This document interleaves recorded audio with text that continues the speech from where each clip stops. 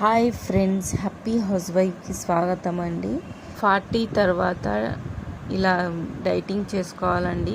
హెల్త్కి చాలా మంచిది.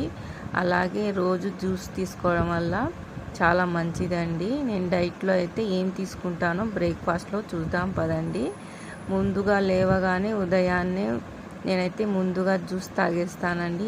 ఇవాళ అయితే పాలకూర జ్యూస్ చేశాను. పాలకూర ఒక కీరా వేసి, మీరు కావాలంటే అల్లం వేసుకోవచ్చండి. ఇందులో నేను ఇలా ముందుగా పాలకూర అయితే కొద్దిగా ఉడకపెట్టుకున్నానండి. ఒక 2 నిమిషాలు అలా ఉడకపెట్టేసి ఇలా చల్లారిన తర్వాత మిక్సీ జార్లో వేసుకొని కీరా పాలకూర గ్రైండ్ చేసుకొని మెత్తగా ఇందులో హనీ నిమ్మరసం వేసుకొని ఇలా జ్యూస్ అయితే తాగేస్తానండి.